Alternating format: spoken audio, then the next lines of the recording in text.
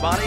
How's it going? Welcome back to the Cap Logan Show. It's me, Cap Logan, and joining me tonight is my good buddy Vince, who hasn't been here. I'll speak into the microphone. Vince, who hasn't been on the channel in a good long time, but Vince is the original co-host of Geekvolution, and it's so good to have you back, Vince. I don't know what the last thing we did was. I think maybe it was the commentary for Zorro. Maybe you've been on one thing after that. That was like a couple years ago at least now. That bell's a ring. I keep meaning to invite you back for something, and it just hasn't happened. So anyway, thanks for being here, Vince. Thanks for hanging out with us. People have been very excited about this show. I said the other day I put out a thing, and I was like on the community page, hey, we're going to have a special guest. I'm not going to tell you who it is until tonight. So this is Tuesday. So we do the Captain Logan Show twice a week. Tuesday, I was like, okay, we're going to have a special guest on Thursday. I'll tell you who it is tonight. And a couple people guessed it, and they're like, oh, it's going to be Vince, right? And then it was. And then when I announced when I just straight up announced that you were going to be there, I think the engagement was like 77, 80 thumbs up, which is real big for our community page. So yeah, people were really stoked to see it. It's more thumbs than I have. DJ is not with us tonight. He is on vacation. He's actually, I think, watching, but he's not going to be modding tonight. So, hi, DJ. Good to see you, man.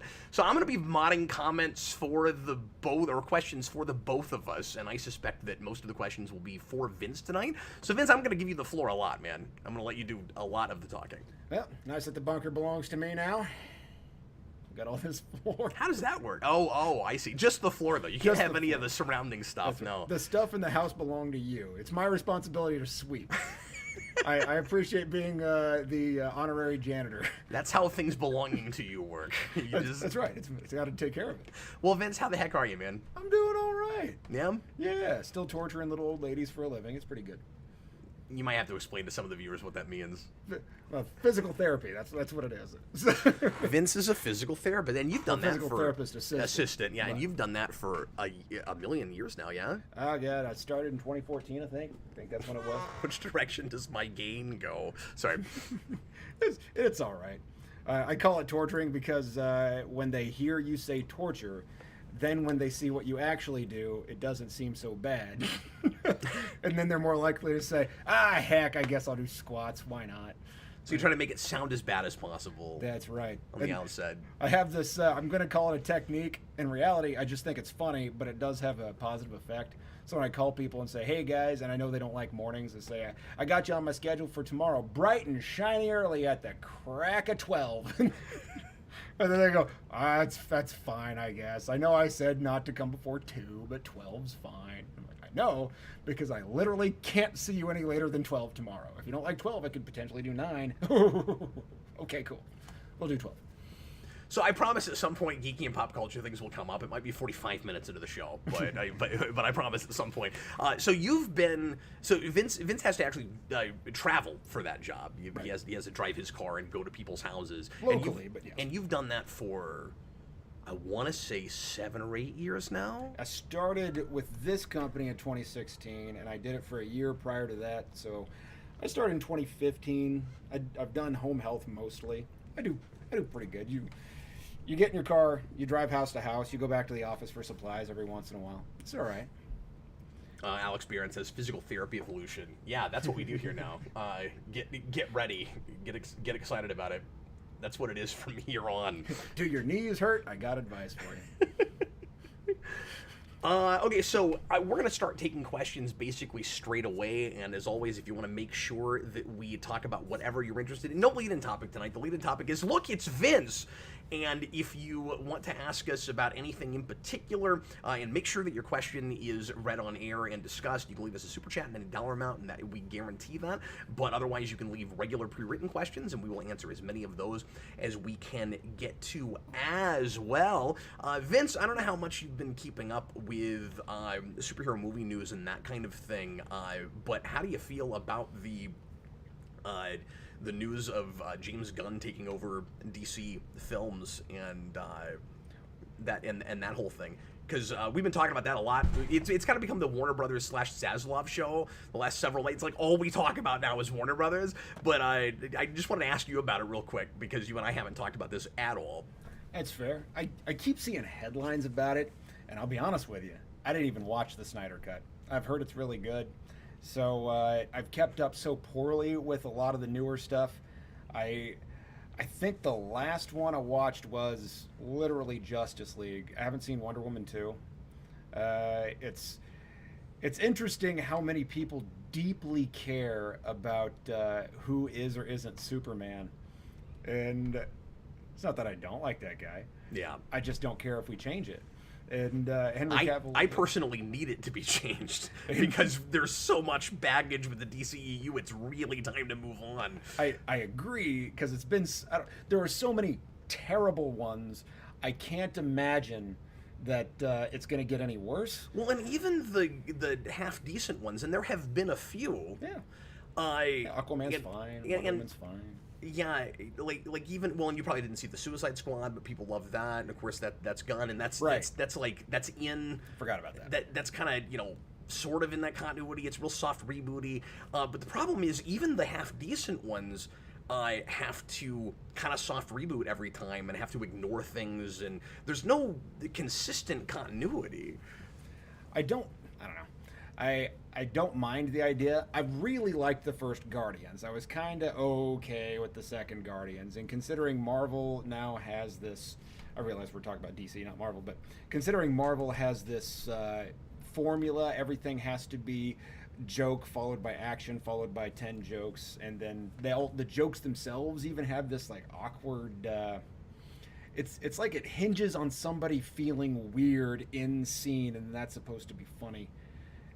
The fact that exists makes me kind of wonder, like, well, if we are taking Gunn and making him kind of the birthplace of the modern Marvel movie formula, are we going to just do the exact same thing to DC, and are they going to do it well? But if they do that, I guess they got the right guy to do it. Hell, I don't know. No, that's fine. I'm much looser with that than I ever have been. But yeah, I hear what you're saying, and back in the day, you and I did a video on whether Whedon made sense for Avengers, and it's some of the same concerns as far as humor goes. But keep in mind, it's not like the man's directing every movie. It's not like he's writing every movie. Like, he is an actual honest-to-God storyteller and understands what an actual story looks like in a way that Snyder does not. So, like Snyder is in. I don't want to repeat myself too much because, of course, I've talked about this a million times, but it's hard to find that balance between what to say to you guys and how to, talk to Vince, because Vince has not heard me say these things. It's true. But with but I don't know, with Gunn, he is, you want somebody like controlling things, running the whole the whole system that knows something about telling a story versus just making things look cool and pretty. And Snyder's just not a storyteller. Maybe in scene he sort of is. Yeah, exactly. It's about telling the story of a scene before it's about telling like an actual narrative that's character driven, that's about people. He doesn't get the human side of it, of course. Absolutely. And a lot of the people that are obsessed with Cavill and upset that he's leaving, and with respect to anybody that is upset that Cavill is going, I get the folks that, because I like Cavill fine too, I get the folks that say, but he never got his due as that character, can't we just reboot with the same actor? And I say, I'm really glad we're not doing that, because we need to get rid of all the baggage. It's really time for a totally different vision for the whole thing, and hopefully Gunn will turn out to have the right one, and I honestly trust him, and I think it's going to work out probably. But a lot of the people that want Cavill to stay, it's not just about that, it's that they're still miffed that we're not keeping the Snyderverse, and that never made any sense to me at all. Yeah. So if you're going to reboot, you might as well reboot. Yeah. I mean, at some point Cavill's going to be too old anyway, so you might as well just... It's been 9 years! Yeah, I mean, the man's still, he's still super looking. This is true. Yeah. One of the things that I kind of like about what I'm seeing from Gunn is that he's just plowing ahead, and he's not really taking a lot of the... I know how that sounds, but he's not really taking a lot of the criticism to heart. He's just, whatever, I'm going to do what I'm going to do, and you guys can complain if you like. Although, Gunn is a guy who has gotten in hot water in the past and has found just keep plowing forward. Well, of course, what's so bizarre and ironic is that that's how he ends up with this job in the first place. Right. This would have never happened if he hadn't gotten fired from Marvel and then rehired. Right. It's crazy. This could end up being very good for DC, because I went from liking Marvel, or at least kind of liking Marvel, for a period of time. It dramatically tapered off. But then DC was just bad for a while. And then The Batman came out, and I liked it a lot. So I kind of feel like maybe their instincts are changing. Yeah, but the other thing you have to keep in mind about things like the Batman is that that's out of continuity. So, like, Joker was pretty good, too. Whether that's your bag or not, that's at least I don't know if you saw that. But, yeah, I didn't watch the Joker. But that's at least a well-written enough movie, even if it's really derivative of a couple of films. And it is, because it's just, Scorsese won't make this movie, let's rip off 2 of his films. I had a feeling, I wondered. Yeah. But it's still worth seeing, and it's engaging enough. But like the good things they've made lately have been out of continuity things, and I needed one of 2 things to happen, and one of those things it looks like is a wish that I'm getting. So rub my genie lamp, and the genie had a couple of choices, and he took he went the other way. I was fine with just make cool one and done films. Don't worry about continuity. And they were starting to do that with things like the Batman and stuff. But the problem was they still had the baggage of the DCEU, and they were still making movies that were connected to that stuff. We'll get to questions in a second. They were still connected to that stuff and were referencing things, but they had to keep, making hard lefts away from things that didn't go with the vision of whoever was making that movie, so it was complicated and irritating. It's like, if you're stuck with Jason Momoa, it's sort of in that continuity, but it's sort of not. Right. You know what I mean? And over again, like Birds of Prey, and I mean, that's terrible, but it's the same thing. It feels sort of soft rebooty from Suicide Squad. Then the Suicide Squad, once again, sort of soft rebooty. If only everything could have been Joker and the Dark Knight, or Joker and the Batman, but it wasn't going to be. So I either wanted that, or I wanted straight up soft reboot, straight up hard reboot, and also make some Elseworlds movies. Keep doing stuff like those. Yeah, I feel like that's a possibility in the future. I don't know that it's going to happen now. Well, and so again, far it looks like, from it, and so far it looks like the Batman is going to be its own continuity. Right, which is why I say I feel like Elseworlds is a possibility. And you get far enough in the future where people say, yes, we've seen Batman, we know what Batman's about, and then we make something weird that makes people happy. There's also those animated shows that are Elseworldsy, right? Yeah, well, and I think, and of course, we go to Elseworlds a lot with the DC direct-to-video movies, Right. and I think with things like Gotham by Gaslight, which is not great, but I think you could see things like a live-action Gotham by Gaslight under Gunn. Like, Gunn's going to get weird. He's going to go to the real off-the-beaten-path, relatively obscure comic stuff, and he's going to actually take risks. I'm positive of this. If you look at the Suicide Squad, like, that he did Polka Dot Man and Starro. Like, he's doing stuff that... Interesting. Yeah, and I think you'd like that. I didn't love that movie, but I think you'd like it. And so, like, he's the guy I want in charge. I just don't want him to make every movie. However, I said before he even got the job, I would love to see what James Gunn's Superman would look like, because I want him to prove to the world that he can make a straight-up wholesome movie that's not about anti-heroes, because I think he can, or a thing with at least a wholesome protagonist, even if Superman's dealing with something, you know, kind of more rough and tumble. And now that's happening. It sounds like, pardon me, the first thing that he's gonna do is a Superman movie.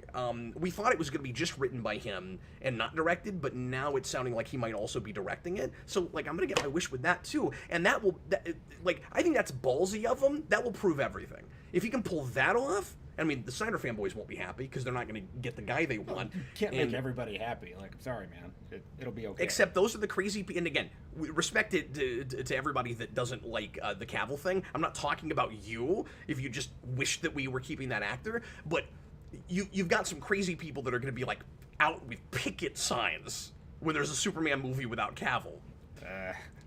I don't know, man. I don't understand it. Don't you want to know, actually, how big that vocal minority is? Yeah. You know, that's the thing is that... how many people are we talking about? I was listening... I don't even know what YouTube channel this is. I was just listening to a guy on a podcast talk about his YouTube channel earlier today, and one of the things that he said... Phantom Dude, whatever his name is. I should do that. I should make a podcast that's just about my YouTube channel. He was a guest on a podcast that I listened to. And, I'm gonna experiment with that though. I'm gonna see if anybody will listen to that. And I didn't get far enough in it to know what the content was. But one of the things that he said is that he's essentially farming for what interests people within his wheelhouse. So if he knows what his audience wants to see, he can provide that to him, at least to the best of his expertise. And the thing that I find interesting about that is that a lot of the stuff that we're watching nowadays, it seems like they're trying to tell you what you should like, more than trying to offer you something that's entertaining. And they're saying this is the stuff that we think is appropriate for mass society. And then we say, it's incredibly boring and it's extremely preachy, and I don't understand why you think that's funny. And I'm just kind of good not watching your garbage, dude. Yeah. And then you start seeing people shell off. Well, and I think there was, and I really appreciate your candidness with this. Like, I feel like there's always been a little bit of that in, especially like Hollywood blockbusters and stuff. You know, a lot of like watering things down, placating to the masses. I like the way you put that. Like, not just pandering to us, but telling us what we're supposed to like, so you can manipulate us, and then keep making that and keep getting us to come back. Music's been doing this a lot longer. Yeah, it's true. You know, what's interesting though is that I think that it's one of those things where, well, if that's what you tell me I'm supposed to be attracted to, there is a portion of people that are going to be attracted to that thing because it's popular. Yeah. Oh my God, I love the new Taylor Swift album. Well, why? Well, let me ask you a question. Are you saying, and I don't want to make the whole show about this, are you saying that's what Snyder fans are doing? No. Okay. I'm saying that I'm saying that's what studios are doing, and I'm saying that there are groups of people who will do that regardless of what we're talking about specifically. It's offered to me, I believe that it's good, therefore I must consume it. And I'm not saying anyone in particular, I'm just saying it's a large thing. Does that make sense? Yeah. Well, and if some of those, because I mean we could get in the weeds with this, but like if some of those tropes and elements are repeated too much over a long period of time, then you have kids that grow up with the same things that their parents had that never know any difference. And I think that's part of the problem, is that like blockbusters, it felt like we were getting a little bit more sophisticated with some of them there for a minute, and now it feels like we've gone kind of, to quote Norman Osborn, back to formula. I kind of wonder if maybe Hollywood has a hard time learning lessons, because they'll take a chance, they'll make something good, and then but they'll also take chances, make something bad, and lose a bundle, right? So they're also always about 10, 15 years behind on a lot of things. Yeah. Which the internet makes things weird because, I mean, we have so many algorithms that elevate certain voices. And I'm not saying any in particular, but rather certain messages. And then you have these studios, you have these media outlets, period, that look at it and say, well, look, that's what people are saying. Well, sure, but that's also what you allowed people to say. And that's also what you elevated. So how much of that is an actual group of people? And how much of that is just the thing that gets repeated ad nauseum? You know what? It's... To a certain extent, I kind of look at Hollywood and I go, well, if you're not going to make a thing that I want to watch, I'm not going to watch it. Like, I'm just going to go read.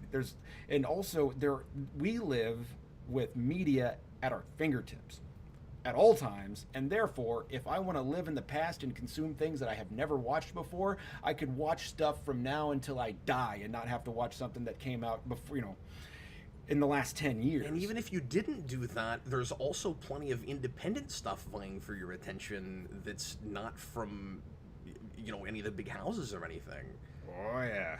And, I mean, there's even, I don't know. There are so many things that I can point to that are just like some random guy on the internet. Imagine watching a YouTube channel of just some dude and then enjoying the product that he makes. Imagine that. You don't need to go to the movie theater. I can't wrap my brain around that. I'm not saying you shouldn't go. I'm saying the necessity of it. There's so much competition. Yeah. So therefore, if you want to make something that appeals to me, and also you would think that it would force quality to rise. Yeah, but that kind of competition, yeah.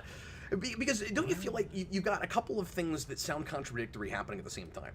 Yes. You've got old executives that are stuck in the past, that think they understand trends that are changing very, very rapidly, while at the same time those very executives are greenlighting movies that are being written by Reddit. Yeah. I think doesn't make any sense. I think part of it is that they do have the capacity to look at things. That's also not to say that I'm not liking some things about some of these movies either. Right.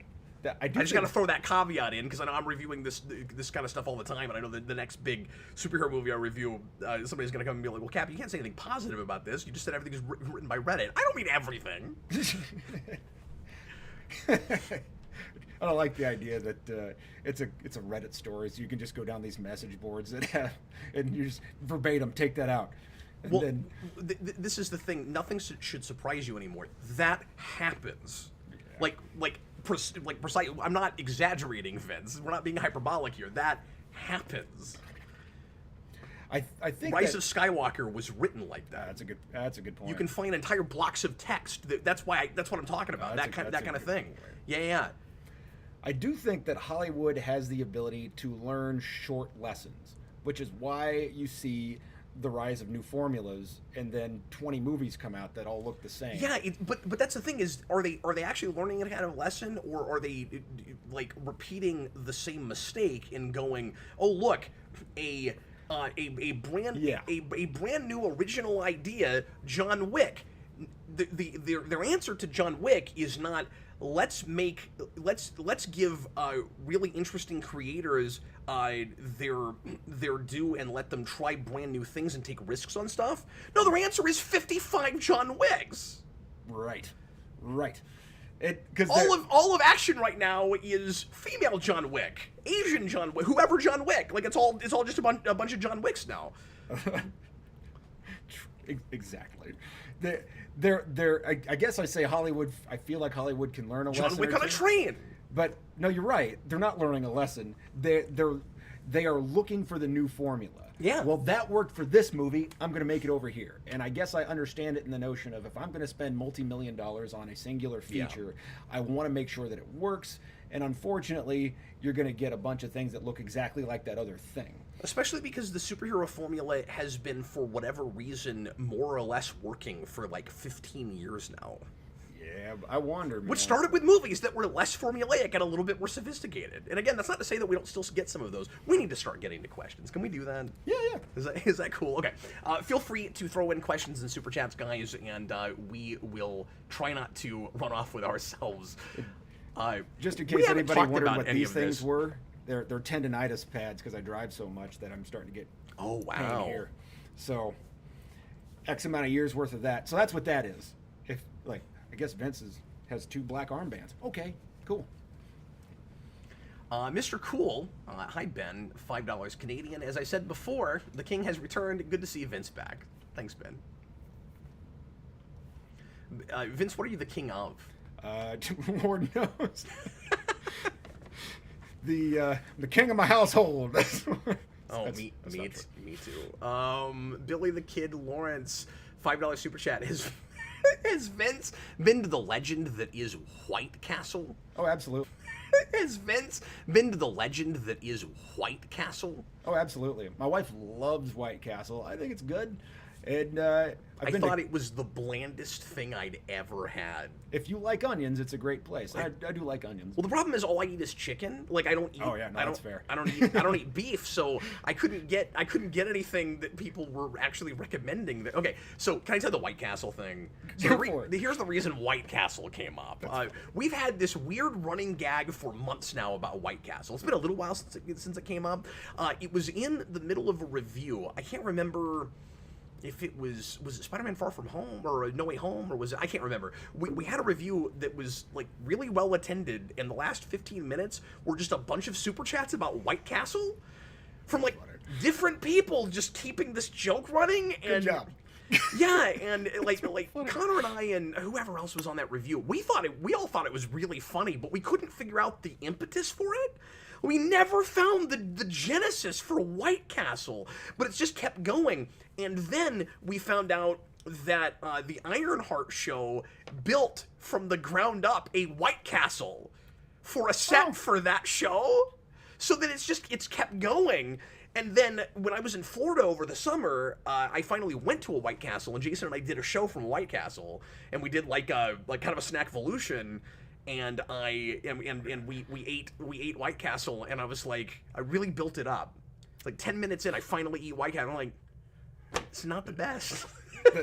the chicken is there for people who happen to need to go to White Castle but don't want their burgers, I guess. I mean, clearly that's what they're there for. But like, who goes to White Castle for the chicken? Toddlers. So that's what they're. I don't want a burger. I want chicken. All right, we'll take the bun off, kid. There you go. So you're saying toddlers are cool with really bland food? Absolutely. Oh yeah. And that's the thing is that. Is it texture? Is it just the kind? Is it just I want to feel like I'm eating chicken. You know what? But that's the thing. It's a chicken nugget between 2 buns, right? That's what it was. That's what it is. It's not terrible. It doesn't taste bad, but you need something to dip it in. It's a vehicle for condiments. That's all it is. No, but yeah, exactly. But it does make you a little bit surprised with yourself that you handed over money to purchase it, right? Yes. Although I do like White Castle burgers. Every time we go to St. Louis, which ain't a lot, but we do. My wife and I go to White Castle and get burgers. My wife likes the ones with the cheese. I think the ones with the cheese are terrible. So, although I'm getting to the point that I really don't like cheese. I like cheese on pizza, but every time I go to Jimmy John's, they like interrupt you and go, "Do you want cheese?" And then I say, "No." And they almost always charge me $1 more and then put cheese on my sandwich, and then I get it and I take a bite and I go, "I don't want your cheese." I'm usually in my car. And you paid more for it. That's right, and I paid more for it. They just stole money from you. Like, I'm trying to limit calories to a certain extent. I don't want 110 calories worth of stuff I don't even like in my sandwich. And part of it is I can't taste it, so why bother putting it in there? I hope you're not doing that to you on purpose. I mean, like probably not, but it's hard for me not to have flashbacks back to like GameStop putting like game warranties on your ticket and hoping you won't notice. Interesting. I started telling folks things like, I'm lactose intolerant, don't put cheese on my sandwich. Like, I just don't want it. It's, you know what? Yeah, and I don't eat dairy at all anymore, so yeah, if that happens with me, I have to take it off. Like, it's not gross. It's not bad cheese. I think it's provolone or something. Or yeah, American no, it is. I worked there years ago. I can't even taste it. So if you're putting an extra 110 calories, that's 110 calories worth of snack I don't get later in the day because I have to plan for it. Yeah. And, you still calorie count. You guys know I was a big old cat. This is true. Do you still calorie count? I do, every day. Wow. In fact, today so far, it's between 1,900 and 2,000 calories thus far. Wow, that's really impressive, dude. Because like when I get a lot of weight off, and I don't know if you and I have talked about this much about how like I've oscillated, but like when I've exercised real hard and dropped calorie counted and dropped a lot of weight, I'll get to like an ideal weight or real close to it, and then I just cannot be organized enough to keep calorie counting after that, which has in the past made it really difficult to maintain weight. And what's helped me since then is just cutting out the stuff that really adds a lot of calories and messes with my digestive system anyway, so isn't good for just me personally to eat. So once I got rid of like beef and red meat and dairy entirely, already that is like 10 to 15 pounds that no matter how much I eat of anything else, I can't possibly gain back. Yeah, that's a good point. And I'm not saying that's all I have to do. And I've been back to exercising a lot more lately, and I finally have, and I'm hoping I can stick to it finally, Vince. We haven't had this conversation, I don't think. I finally have cut most sugar out of my diet. Because that was the other just big vice that was super, and everybody, a lot of people have this, but like sure. that was super addictive, and that I was having a difficult time not finding excuses to eat insane amounts of. And it's not just about weight, like it messed with my brain. I think there's a really good chance that it's the thing that gave me cancer. I need to be careful and not have a lot of sugar in my diet. If you have COPD or diabetes, it screws with your oxygen too. So, in which I have a theory that it actually screws with your oxygen as well for normal human beings who don't have comorbidities. But just keep that in mind. If you feel like you lose your steam real fast, you don't have a lot of energy, you're like, well, sugar gives you energy. Why am I so tired all the time? Well, it screws with your oxygen, and if you have diminished lung function, then it's extremely and immediately apparent. So I'll go to people's places, and they're doing great with their oxygen content, blah blah blah. They're doing great with their diabetes, blah blah blah. And then one day I show up and their oxygen's like rocking between 89 and 91. And then I see a half-empty 2-liter of Dr. Pepper on the whatever, and then say, did you drink that? And he says, yeah, I've been so good with it, I just wanted to give myself a reward. And then I say, well, that's probably why. Or, I'll see a box of donuts. It's also a super slippery slope. Right. Like, you got to just get, okay, and this sucks, okay? You got to, and I don't want to give health advice, so this is just what I've learned for myself. Let me stop saying you and start saying I. I have learned that for myself, because it's not responsible to say that whatever worked for me works for everybody. That's true. And I don't talk about this a lot on the channel, but I find that, and we will totally talk about geeky stuff. I find this is geeky. Is it? It's exercise geeks. Oh, sure. That's getting. I was gonna say closer to the nerd side, but probably not though, right? Nerds, not geeks. Flip it. New channel, enjoy. But what was I saying? I find that for me, I have to just be okay with stuff that I love that tastes really good not being in my diet anymore, and find other things to replace it with. And at first, it feels really really lame, where you're like, I'm trying to like convince myself that this healthier option tastes better. But the thing is, you can find healthier options that taste just as good, and it's all about like changing your palate. And the thing is, I guess what I mean is, it's not about, when I say replacement, it's not about finding a thing that is like that other thing. I think that's one of the biggest mistakes that people make. Find something you like as well as that thing. As well as that thing. And the other thing is, it's also about programming my taste buds. True. And the way you do that is by not having as much sugar in your diet. Because if you, and this might sound just like a sermon to get people to eat better, but it really does work. If you get down to the recommended grams of sugar a day, which is only like 22, 24 grams, there's almost there's 1.5 of that in a like 20-ounce bottle of Coke or almost any soft drink, right? Mm-hmm. So like there's a lot of things that one serving of has way more sugar than you're supposed to have in a day. If you can get down to your 22 to 24, even 30 grams of sugar a day, you'll reprogram your taste buds to the point where strawberries are like sweeter. Right. Yep. And anything that has any kind of sugar, natural or otherwise, will be sweeter, and all of a sudden it changes what things taste like, so you'll like them more. When it was kind of lame before, where it's like, well, I need this like intense shock of chocolate to fill that need. You won't if you're not having 100 grams of sugar a day. I think. I mean, or I won't. I found that this works for me. I agree, though. I mean, absence makes the heart grow fonder, right? And I do think that, to a certain extent, it's my catchphrase, I guess. I say that a lot. To a certain extent. To a certain extent. To some degree. We all have them, man. I can't stop. I've noticed it over the last, 3 weeks, and I say this all the time, and then I stop, and my wife says, what? And I said it again. She says, just keep going. But to some degree, there is if you cut it out of your diet, and then you will notice it when it is in large quantities. Same thing with drugs, right? You lose a certain effect when you take so much. That's how these addictions happen. I took this, I don't feel it, I need it more. And also, I think that there's something with, even pop culture, even just anything. We're like rats in a maze, controlled by our... I appreciate your attempt to rope it back around to geeky things, Vince.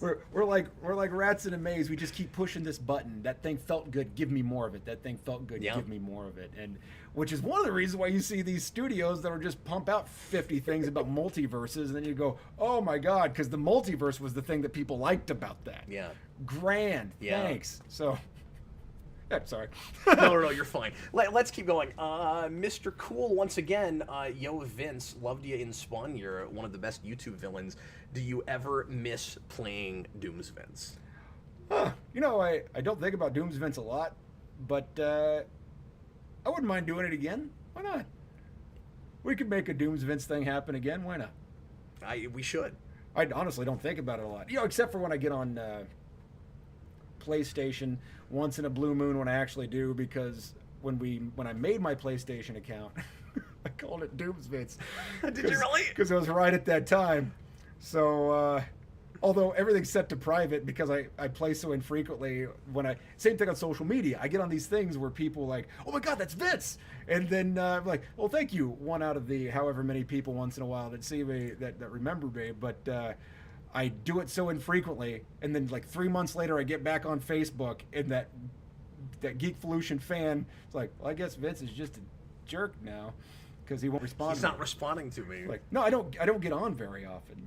I've been on more of it in the last 3 or 4 weeks. I have the same problem, and I'm obviously active, and I do this for my job, but I'm also not really on social media. I'm terrible at the internet. I'm the least social media driven person. Yeah, I am now. For a while there, I was on it every day and using it all the time. I was actually surprised when you said that, because I thought you were still posting a lot on Facebook. Oh, don't worry about it. Okay, good. And I was doing it all the time, and I started noticing how crazy everything was making me on Facebook. Yeah. It's like Facebook is designed, and I assume the same thing of every social media, but it's designed to funnel you things that you hate. And because that's the thing that you're most likely to interact with. So I stopped using it as much, and I started intentionally trying to thumbs down and hide everything that just was. So now it's advertising things like cards that I could never afford and tampons that I'll never use. So would you like this? But that's not going to make you as crazy, or at least not crazy in the same way. Absolutely. But yeah, the last time you played Doom's Vince, if I get a nosebleed, those tampons come in handy. Was unfortunately for a project that I had to discontinue, but Vince did a really fun scene for me for the prologue for Batman Year, and I had to help him remember how to play it. It took you about 5 minutes to find the voice again. That's true. I wanted to bring that up because you said you don't think about Doom's Vince that much. It took you a bit to find it. Could you find it now? Yeah, in this moment? In this moment? Could you I don't could you know. get it? But I've been singing a little bit more lately. I might be able to figure out a voice. See her, Dooms Vince. So Dooms Vince. We've never had Dooms Vince sing either. We should do something with that. That'd be pretty great. That like northeasterly kind of evil guy. Yeah. I am Dooms Vince. Yeah, that's it. There it is. And I will destroy Captain Logan.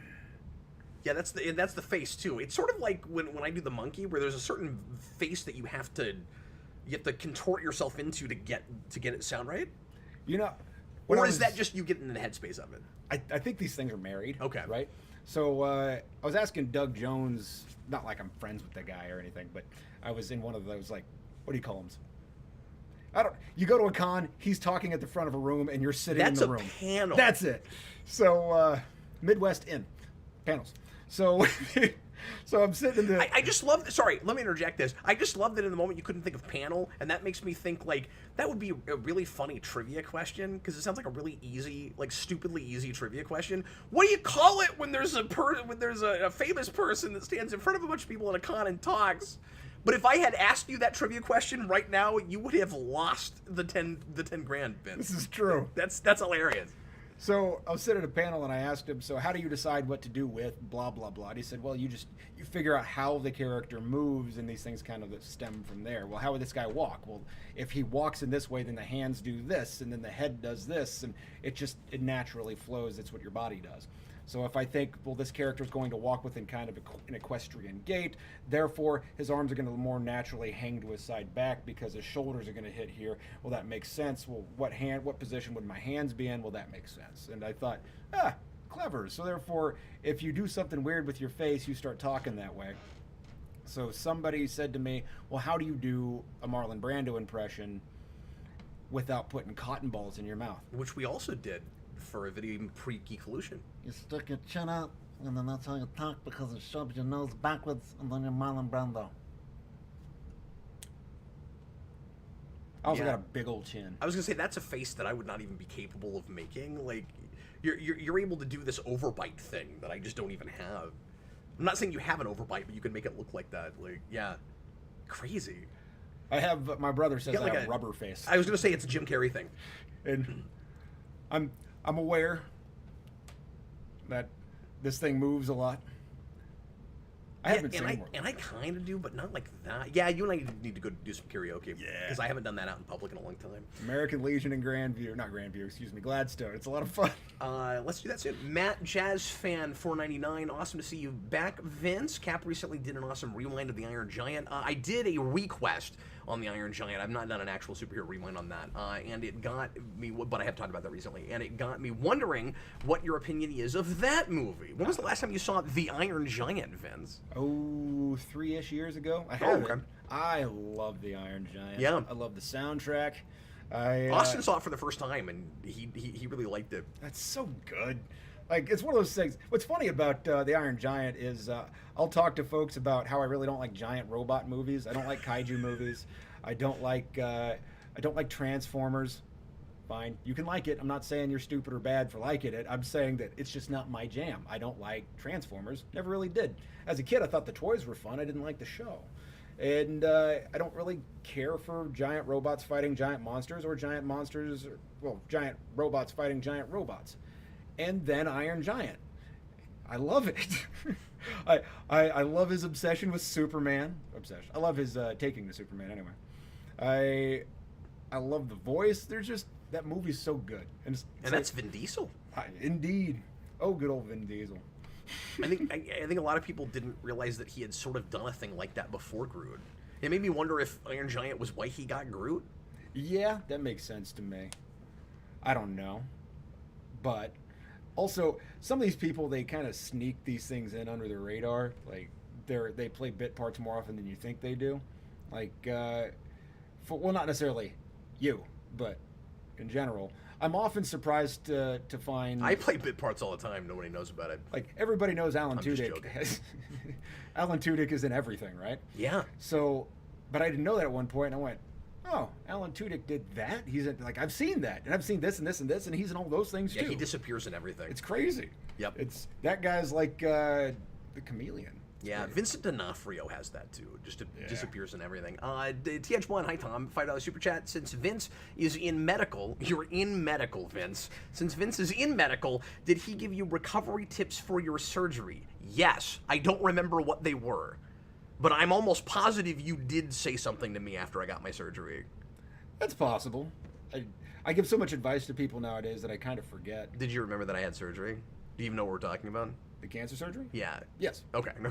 I'm pretty sure I talked to Vince. Unless there was another surgery that I don't know about. How could you hide this from me? I feel so neglected. Yeah, well, I actually have 4 extra arms, but they're just protruded right now. We'll beat the hell out of you later. It's going to be great. You guys rock. Thank you, Tom. What does Vince think of the state of Pixar and Ghostbusters? Those are not related things. Tackle that in any order you want to, Vince. The state of Pixar and Ghostbusters. Pixar movies are dramatically falling off for me. I'm just losing. Yeah, don't get him started on that, because there's a whole thing that I had to listen to half an hour about Turning Red, and I just get so, I don't know. Although that's a thing that I have in general. One, I guess that's a different subject, but Pixar's part of it. Where everything is anti-heroes now, nothing is heroes. Yeah. Where there's no such thing as a good person anymore. Everything has to be like just kind of selfishly focused, and everything has to be political now. And so therefore, we're teaching kids how to hold picket signs. And when he says everything, he means most things. There's still some outliers. Hyperbole, but not. I don't know if you know this. You're not allowed to do that on the internet. You can't be hyperbolic on YouTube. And you're not allowed to have nuance anymore. Right. You have that. You're either a good person or a bad person. You're either smart or stupid. And that's the thing. Like there's no in between for anything. So and there are the 50 agreed upon words that you're allowed to have. We're only supposed to have like a 50-word vocabulary now. Right. I mean, it's just like being on the opposite side of the political spectrum. However, you're in the 50s and everything's repressed, so you're on the opposite side. It just drives me nuts. And then I see these things that I think are inappropriate for kids that they're putting into kids' movies. And then we also have this like dumbing down of culture, period. And I get so agitated with children's movies now because I'm like, that's not appropriate for kids. I don't know why you're trying to show it to my daughter. And I get angry about it. Now, in the case of Ghostbusters... And that's probably not you advocating for censorship. No. I'm just saying use your common sense. We need to have a space for kids, and adults can like things that are intended for kids because they are what they are, not because they're making them for adults. Well, I say this all the time, but what happened to that middle ground that we had when you and I were kids? Not that everything was perfect in the 90s, obviously, right. But what happened to that middle ground where, like, family entertainment is gone now. You have children's things and you have adult things. I always go to this children's things made for adults example, but yeah. Well, the problem is that adults didn't grow up, so it feels like a weird gray area. But you have things that ought to be for kids, ostensibly would be, but they're not. They're for the kids that grew up with them when they were 8 and are now 45. Right. But what I was going to say is on the adult side you have the Suicide Squad, and on the kid side you have you have Paw Patrol, and there's like nothing in between. Yeah. But then you'll occasionally get a thing like Into the Spider-Verse, and you're like, see, that's kind of more of what I'm talking about. We're like, yes. Which was like, so good. I'm not as in love with that movie as some people, even though I did put it on my top 10 superhero movies of last decade. Which, you know what I mean? When it comes to like, that was so good, it's because I was starved for that. For that, that's it. Yeah, that's Wonder Woman was good because I was starved for that specifically. And because you didn't think it was possible after BVS and Suicide Squad. Exactly. And... a spoiler alert, 1984 is not exactly like that. So if you do ever watch that, just temper your expectations. Yeah. Because that's a cartoon. Gotcha. Yeah, I kind of didn't watch Wonder Woman 2 for that reason. That is Patty Jenkins doing in a full-on homage to not Donner, but Lester. Like, if Wonder Woman is her homage to Donner, 1984 is her homage to, like, Superman's 3 and 4. Well, knowing that, I might actually watch it. Or I should say, like, Lester's version of 2. Like there's fun things in it, but you'll wonder why in the world it's 2.5 hours long. So, yeah. So now that you've turned the flame down on the fire, now I can walk in and kind of understand. Yeah. Well, and you may enjoy it more than the average person did, but I'm just saying temper your expectations, because if you really like that first movie or liked it at all for any of the reasons I did, I mean, a lot of people that love that first movie were disappointed with 84 for that reason. So like what you like. I'm not saying you can't like it. I'm just saying as a dad, my life is way more different now. I have opinions on bubble guppies. Like the hell's a bubble guppy? It's a children's show. It's from Nickelodeon, I think. Paramount is I think where you get it, but we watch it on whatever, YouTube or something, and it's essentially these little mermaids. Because if you watched it on Paramount, it would break down in 12 minutes. Because Paramount Plus is the worst. Anyway, sorry, I can't stop talking about how much I hate Paramount Plus. That's hilarious. I hate it. I hate it. Somebody on a stream I did earlier today, or maybe it was the day before, I can't remember, was like, I really want to get into Star Trek, but I literally can't bring myself to watch it because I hate Paramount Plus, and there's no other place to get Star Trek now. DVD. That's so sad. Yeah, exactly. Sorry, That's hilarious. Go ahead. But so Bubble Guppies are these little mermaids, and it's a children's show. And what's funny about this is that the physics make no sense. So they're like pouring glasses of water, but it's underwater. They're out there jumping over crevices, but they're under, so they just swim across. And there's like there's a threat of falling, and they have like, we can fly, we're superheroes. No, you can swim, and you can swim up because you're a mermaid. It's hilarious to me, and my kid loves it. I'm like, whatever, dude. Watch what you like, little girl. You enjoy yourself. See, I was excited for you to become a dad so that you could, so that you'd see what was like to have opinions on things that you never thought you'd care about, and like absolutely, I think about that a lot. Yeah, well, you kind of lose perspective, and you start like living in this whole sort of other world, and then you talk to your friends that don't have kids, or anybody like a lot younger than you, and it's like, wow, what you're talking about is boring. It's like, once you have kids, you won't find it boring though. Right, because there's also this kind of intellectual engagement, because you're thinking about what is and isn't appropriate for your child, what is necessary for your child right now, what's over their heads, and so therefore you start constantly changing development. It affects your perception of time. Right. Yeah.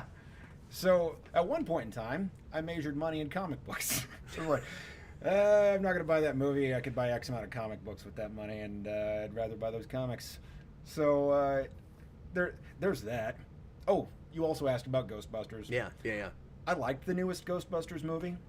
I was not as enamored with it as everybody else was. I liked it a lot. Like, I enjoyed myself. I bought it, and I bought all the garbage that came out. Well, not all of the garbage that came out for it, but I bought a lot of the collectibles.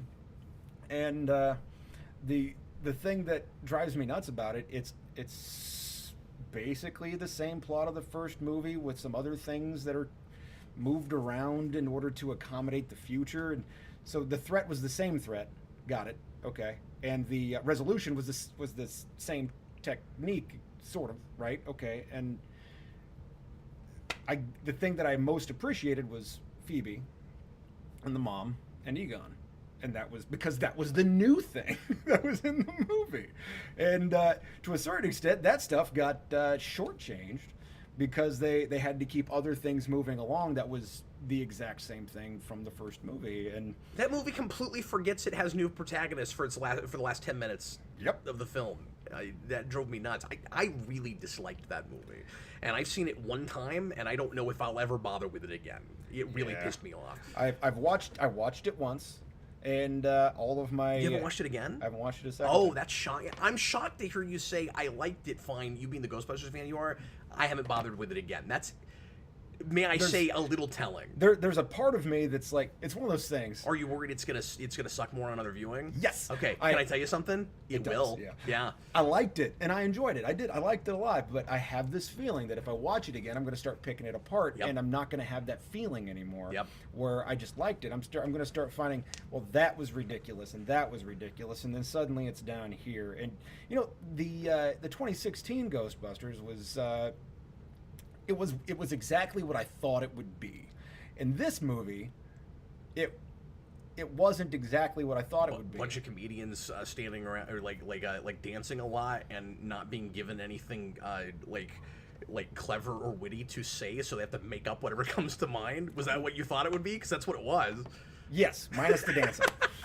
You weren't expecting all the dancing? Yeah, that's right. It's a lot of dancing. I like the newest Ghostbusters more. I liked Afterlife more than Answer the Call.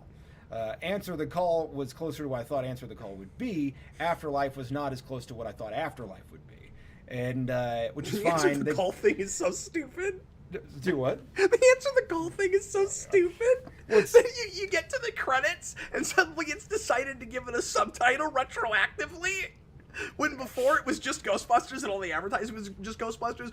Look, Vince, I know you enjoy the 2016 movie more than I do, and a lot of that's probably well, I don't want to put words in your mouth. It's just that it's Ghostbusters. You're a bigger Ghostbusters guy than I am. I didn't want to say that because that might not be fair. The concept is a thing that appeals to me, and that's yeah. And I didn't hate it as much as a lot of people on first viewing, but like the more I've had to, I've had to go back to it a couple times and like no, I feel like you're saying you like Afterlife more than 2016 is like saying I like this movie better than this other thing masquerading as a movie that's not a movie.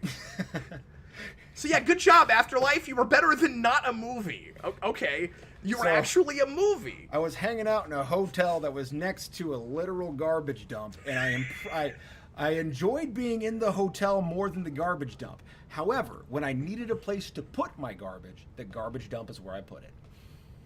I think the new characters. I like it more than a garbage dump. I'm just being funny here. I think the new characters with Afterlife are great, and that movie looks really good. Mm-hmm. But a lot of that is the wrong kind of fan service. And when you get to the end and we set up like Ernie Hudson like starting new Ghostbusters and all of that, I'm like, couldn't that have just been the movie in the first place? Like, it's another one of these setup movies that has to get us to what the thing should have been in the first damn plays. That's one of the things that really irritates me about it. So I'm hoping that the new one will, like, now that we've got the Egon Mourning out of our system, because I think that movie takes itself too damn seriously. Yeah. It's like, look, it's sad the actor died, and you can make it part of the story, but they made it the whole reason we were there. It's like Black Panther 2. It's a funeral. Yeah. Which another thing I did not watch. I loved Black Panther 1. Did not watch Black Panther 2. So I don't hate it. I'm mixed on it more than anything, but there's a lot of stuff in that movie that bugged me that I didn't care for. Yeah. Anyway, I liked After. There are a lot lot of things in you guys Afterlife are just hearing me talk about things I've talked about a lot. That really appealed to me. Sure. Like the dirt farmer. That's hilarious. He bought some really weird. That was so funny to me. I get a kick out of that stuff. So it at least has some of the same kind of comedy. I think Paul Rudd's good in it. Yeah, Paul Rudd's great. The girl that played Phoebe, whose name escapes me, I liked her a lot. I don't know. I think the idea of a kid who has a podcast named Podcast is really funny. That is funny. I like the kid too. I thought he was good. Okay, anyway, we've covered Tom's super chat about your being in medical. And now we go to John Ty. Vince, since you're a Punisher fan, what's your thoughts with Punisher working for The Hand at the moment and Marvel changing his logo? And I'm not keeping up on current at all, so I didn't even know about this. Go ahead. So I got 1 billion articles in my feed telling me about how the Punisher skull changed. And my feed just being the thing on my phone that I can't accidentally not switch into every so often. And so there was like, they're changing the Punisher skull because don't care. Not interested in reading your article. But Jason Aaron's a good writer. And the book is he coming back on Punisher? That's who's writing it. Oh, okay. Thus far, it's pretty good. It's I mean, he's got my favorite run. It's a high concept weirdo thing. And they've done this stuff before. And they have radically changed the Punisher before. The Punisher was Frankenstein. He's no longer a Frankenstein Promethean monster. The Punisher was an avenging angel for God. He's no longer an avenging angel. That was a lot of years ago, wasn't it? Frankencastle? Yeah, it was. It's been a while now. And I forget exactly how many years, but I want to say... I mean, that was back in 14 or 15. We're talking 9 years ago. It's been a minute. That was during Marvel Now, was it not? I want to say... Or just before it? My temporal awareness in this moment is lapsing. Fair enough. But there was that. So this one, it's pretty good. It's I love the idea that they enticed him to become part of the Hand. If you're not reading it and you want to read it, plug your ears for a minute. Yeah. But I love the idea that they entice him to become part of a Hand because they bring his wife back from the dead. Oh. And it's a thing you learn in either the first or the second book. No, I'll read that. But that's the premise you got to pitch it with to get people to read it. So right. Sure. No, spoil that. And I picked it up and I went, oh my God, this is actually pretty good. And so they have this whole thing about the Hand following him from birth, or at least from a young age, because they've decided that he's going to be the fist of the Hand. He's going to essentially be the fist of the god of death.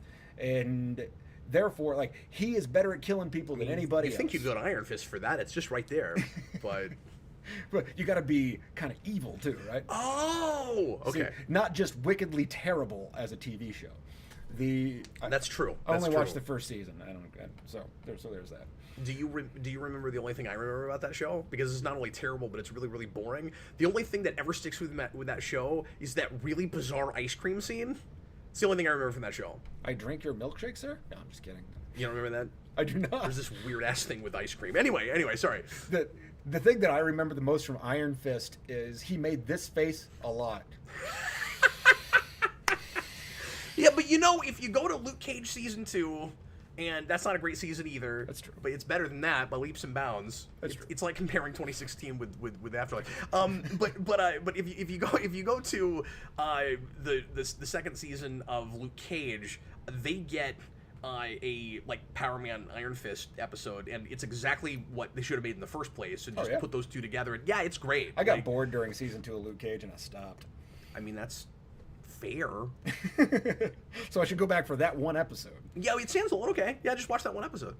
I don't know. I guess back to the original subject here real quick. Yeah. So it is good, and I love the stuff about how he's trying to use the Hand to essentially punish all crime, period. And I love the moments where the Punisher is kind of realizing he's gotten in deeper than he probably should. Yeah. And I like the ethereal stuff where the Punisher's realizing that he's into a field that he actually cannot control, and sometimes he loses himself. And it's interesting to watch him try to go back to his old one-man war things when he has this entire fleet at his disposal, because he I think in my head anyway, it's because he knows that he can't really control them because these folks are legitimately evil. He has a code that he cannot impose upon the Hand. So, you know what it sounds like? It sounds like Aaron, in a weird way, through Punisher, trying to make Shadowland better. Oh yeah, trying to make a better Shadowland. I read a little bit of the offshoots of Shadowland, but that was another one of those things that it was everywhere, so I just chose not to. And that was a million years ago now. That was in the first couple of years that I got back into Current. But I played in Future Fight. But you remember that was Daredevil taking over the Hand, and it just it sounds like him kind of trying to do that, better. Although I don't know that the Punisher is leading the Hand, is he? Sorta, kinda. Okay. I mean, it's one of those things where it's like you watch a show about royalty or read a book or whatever, and they're in control, but they're not in control. So you get to make this choice. Here are the two choices that you have. Well, I could actually do anything I want if I'm in control. Yeah, but do you really want to deviate from the plan we have? So you see him making these choices and kind of power struggling with the people that selected him. It's interesting. I think it's good. I think it's worth it. You know what it sounds like to me? It sounds like an almost what-if scenario that's like, because if you did this in DC, you'd do it with the League of Assassins, right? Like Ra's al Ghul. It sounds like what if Ra's al Ghul picked Frank Castle instead of Batman? Yeah. And I wonder where they're going to go with this. They might take it a way that I don't want them to go for future Punisher books, but well, it does sound like it has that where do you go from here, worry. Because I look at it and I feel like this is the thing that could teach the Punisher that murder is wrong. Yeah, and then where do you go from there? And then the Punisher's just done. You don't print anything else. But if that's the case, I'll be honest with you, if you never print another Punisher book again, I got good Punisher I could reread. Yeah, but don't say that, because that'll never ever happen. Right. That's not what we do. What I think is more likely is you'll get to the end of that book, and like what I'm sure you're expecting is he still won't learn anything even after all of this insanity, and he'll keep going the direction he's going. But I could see them doing, this is a little different, I could see them almost doing like an Ultimate Squared thing with it, like Galactus the Lifebringer, and be like, we're gonna make him the opposite of what he is for a while, and then come up with some kind of crazy traumatic thing to get him back to being the Punisher again. I think infamous Iron Man is now Doom again. Yes, I think that's almost precisely what they'll do. Which the infamous Iron Man stuff was okay. Punisher will go, he'll decide to stop killing people, he'll become a S.H.I.E.L.D. agent, and then he'll put on a new costume with a new moniker, and then he'll become an Avenger, and then somebody will kill his dog or something, and then he'll become the Punisher He'll be again. John Wick the Punisher. The Punisher, exactly. That's right. Guys, we're going to go ahead and take a quick 3-minute break, and we'll be right back with you for the second half of the Captain Logan Show, and we will read more of your questions for this guy. For Vince, hope you're enjoying it. We'll see you in just a little bit.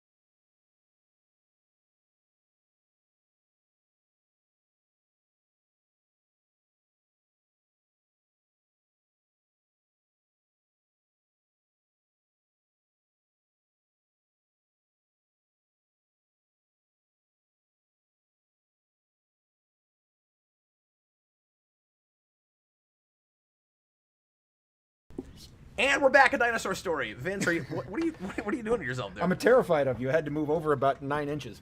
Oh, all right. You realize that you're much larger and more intimidating than I am.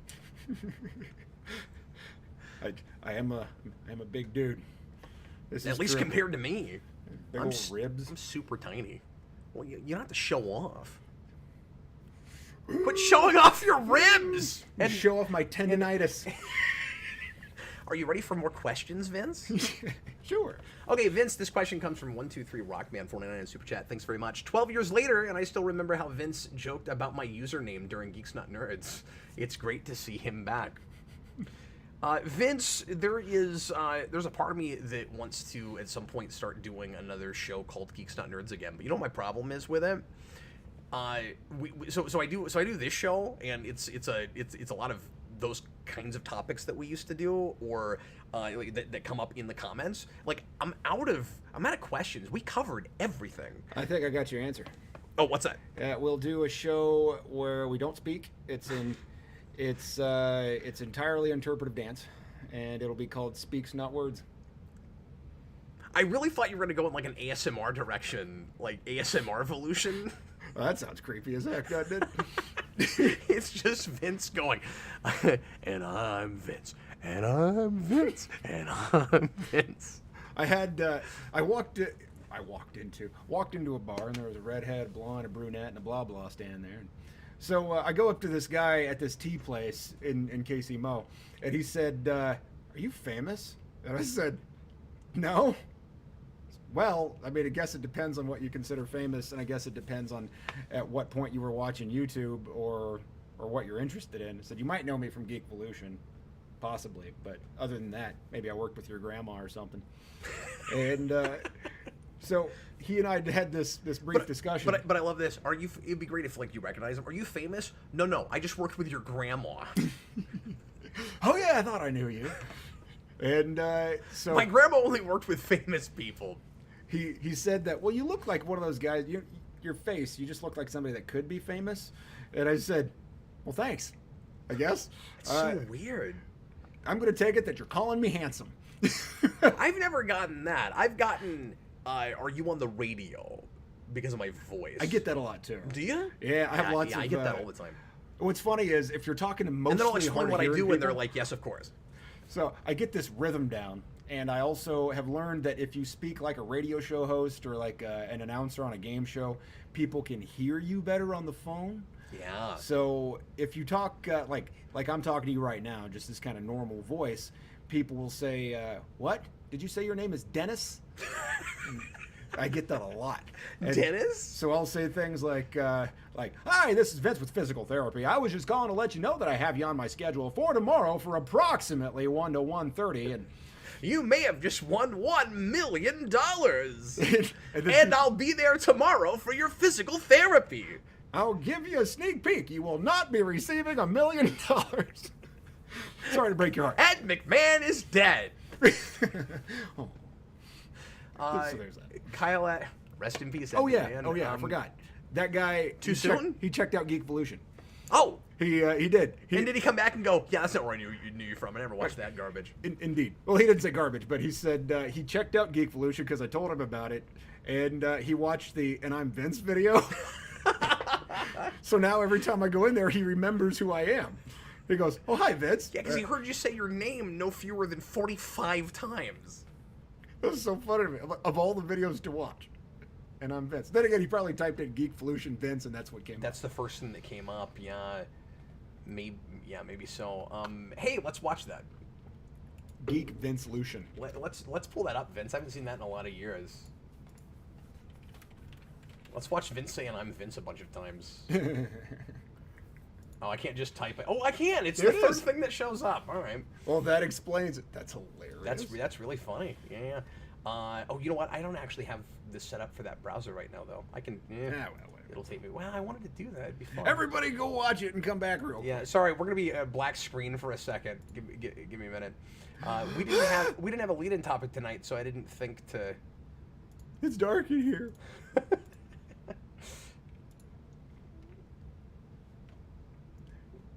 Hey, look at that.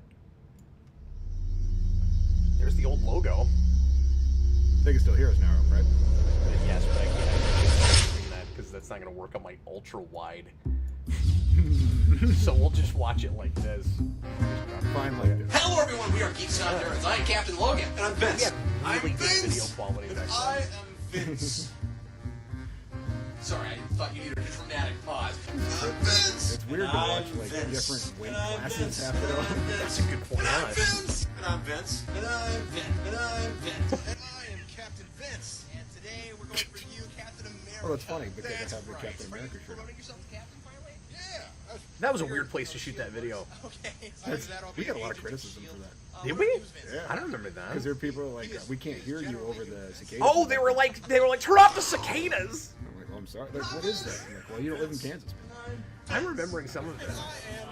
That was at a con.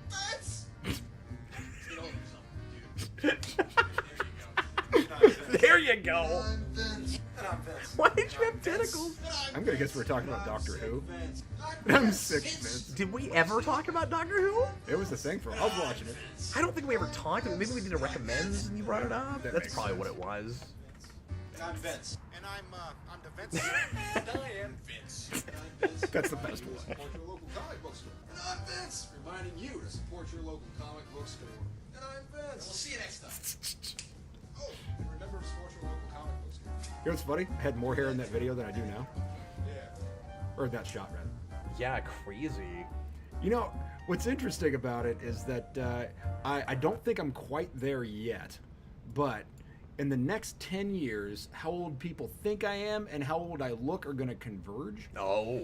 Because I'm sitting outside of this client's house, and People think you're 50? people often think that I'm like 10 years older than I actually am. You don't look 50. And well, I mean, part of it is I'm just Even without a hat. And some folks are. What's funny is if I'm talking to a person that's like 50 and above. Dude, Brandon lost all his hair when he was 27 years old. Lots of folks. When I was in my 20s, people thought I was like 40. I'm being hyperbolic. That's funny. Although I lost my hair when I was 23, I think it started going away. And I mean, it didn't just like fall out, but there's that. So I don't know where I'm going with this. But I'm sorry, I'm just scrolling up to get more questions here. I think at some point in the next 10 years, I'm going to stop getting people asking me. So this guy the other day, he said to me almost verbatim, he comes up and he knocks on my window. Are you Vince? And I said, yeah. And he said, you are much older than I thought you were. What are you, 50, 55? And I said, I'm 37, man.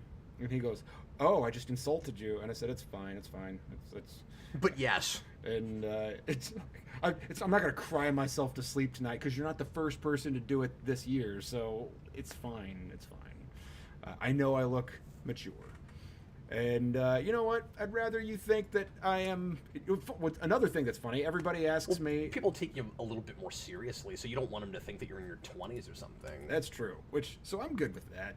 I often have people ask me if I'm the manager every place I go. So, are you the manager? No. Do I look like the manager? Well, yeah. Am I wearing a thing that says Quick Trip on it? No. I'm wearing a plaid shirt with a t-shirt underneath that says something like Orange Whip with John Candy's face on it. I'm wearing one of these. I look like the manager to you? Yes. That's Yeah. what a Quick Trip manager wears because they sell Orange Whip there. But this they guy, don't. That's true.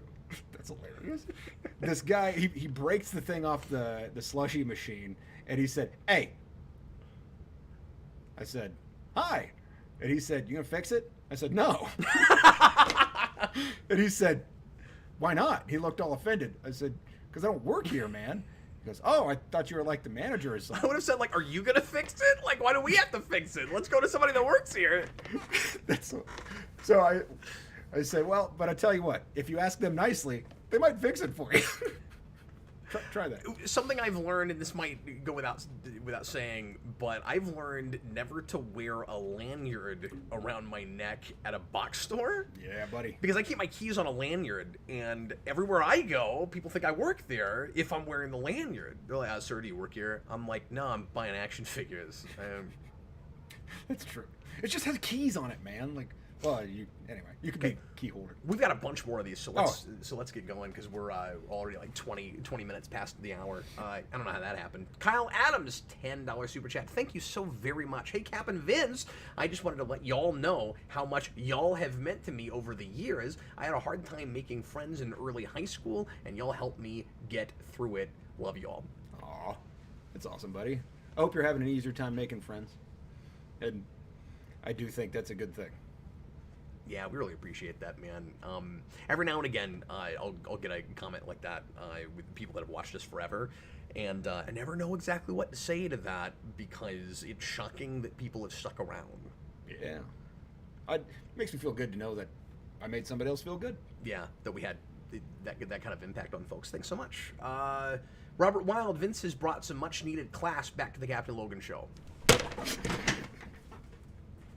Freaking Robert! Hate that guy!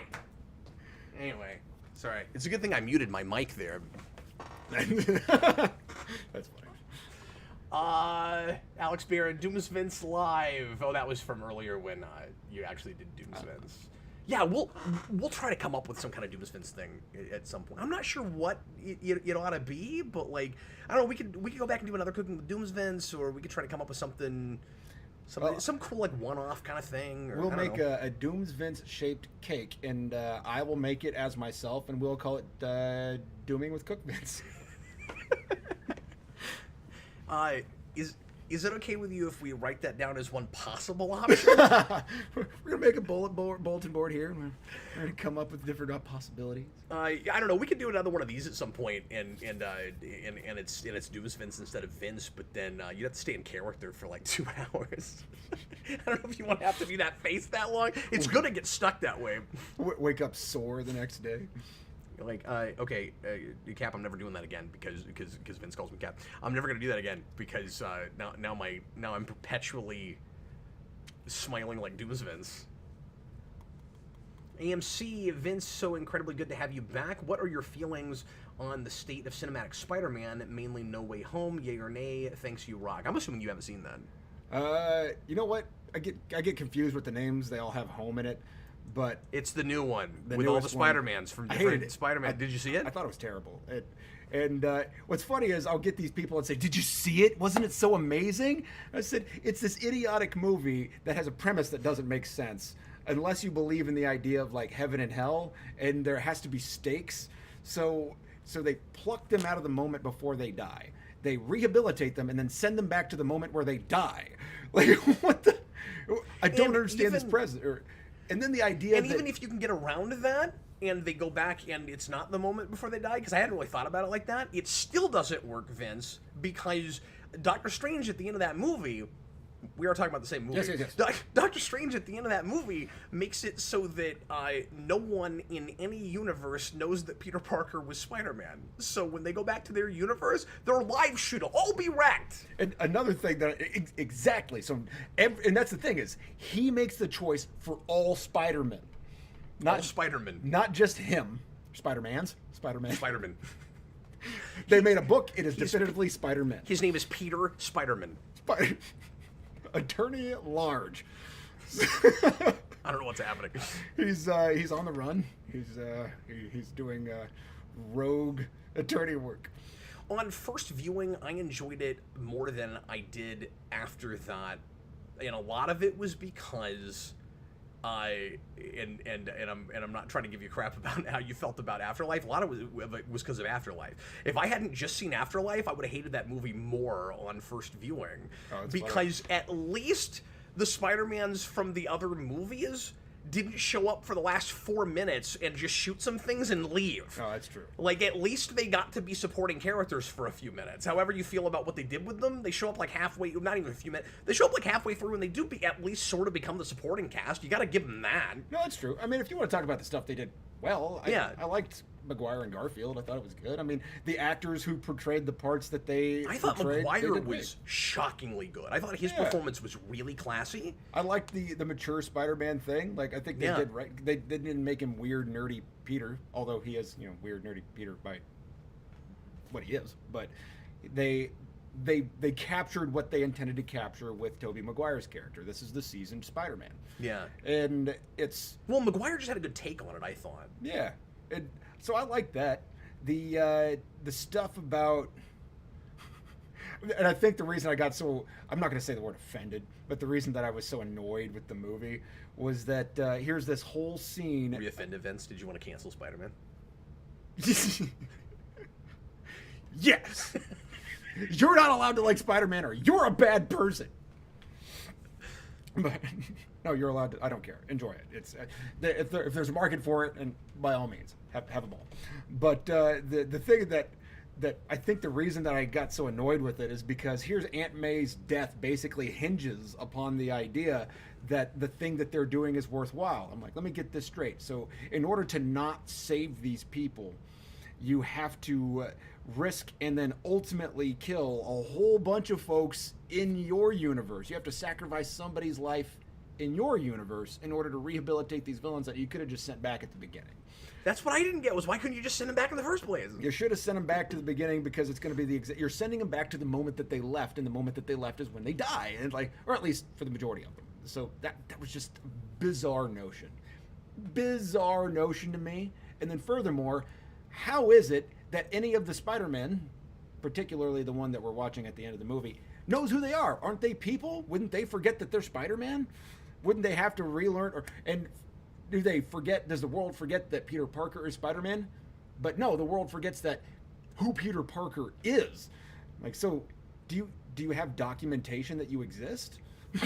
How do you get an apartment? Oh, that's true. Yeah, they lose their memories of having met him. Yeah. Yeah. So, do they erase? Like, does he? Which is, by the way, super TV.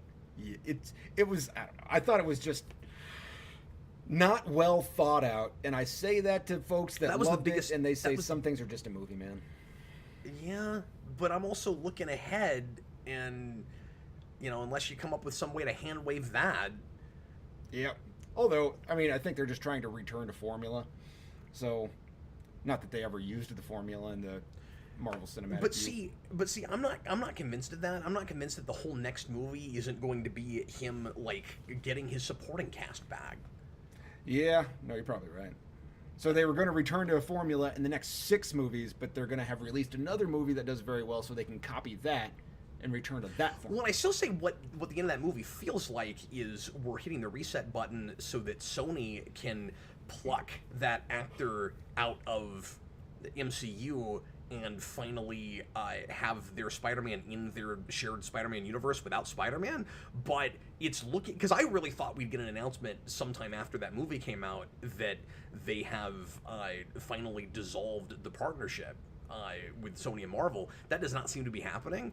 So it appears that I'm wrong about that. I'm still kind of having a wait-and-see attitude about it, because just... Yep. Yeah, that's a good point. Something about that just didn't sit well with me. When I'm walking out of the theater, it felt like this is a... And I don't mean to be conspiratorial or whatever, but... It seemed like a... Or not conspiracy. It seemed like a business move. But then it's weird because this was all an 11th hour decision in the first place, which is why that movie feels as rushed together, is kind of hobbled together as it does. Do you know about that? No. So the whole thing is Feige basically turned what was supposed to be an after credit scene into a movie. The whole thing was supposed to be there's a whole thing setting up the multiverse at the end of that, because that wasn't even supposed to be where we were introduced to multiverse. That's why it doesn't line up real great with Multiverse of Madness. And I don't know if you've seen the Doctor Strange sequel, but I like it quite a bit, and I think you probably would. Oh, interesting. But yeah, I like it a lot. And a lot of people don't. I don't understand that, but I think it personally. I thought it was quite good. And I never thought they could make me care about America Chavez, and she's awesome in that. So really? Yeah, she's really cool.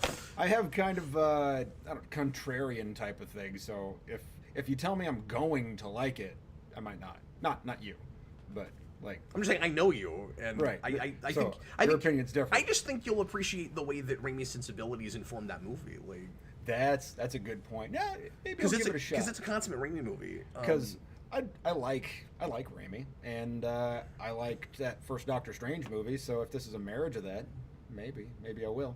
I think the multiverse of anything, the idea that came out, I went, I'm just not bothering. Yeah. So maybe I'll give it a shot. But that's this whole section of MCU. We're gonna be a multiverse for a while. That's true. Yeah, you're welcome to. Because that's their saga, you know. You're welcome to like any of this. Yeah. So I'm not telling you. No, that I'm just saying, if you don't care, it's going to be a while before you care again. Probably this is absolutely true. Is the point I'm making. And I am not against multiverse. I just wish they were handling it smarter. Because I've always been a big fan of the concept. I like the idea. We saw it ruin comics a lot, and why not make a bunch of Elseworlds movies? You could effectively make your own. Well, not Elseworlds. I forget what you call it. What ifs? Why not make a bunch of what if movies? You have it there. Just you have this wealth of information that can inform the thing that you're making, and you could make you could make a whole lot of money. And sometimes I'm like, well, how much of this am I allowed to curse in? But then also I don't want to just go off the rails even if I'm allowed to. Yeah. But you can make a whole bunch of money. PG-13, I don't know. Good. Very good. You can make a whole bunch of money off this stuff just by creating something kind of fun and weird, because how many times have we seen Uncle Ben die by now? And I don't know. I don't know where I'm going with that. Like, a multiverse seems like a good idea, but they're never going to use it the way that I want them to. Yeah.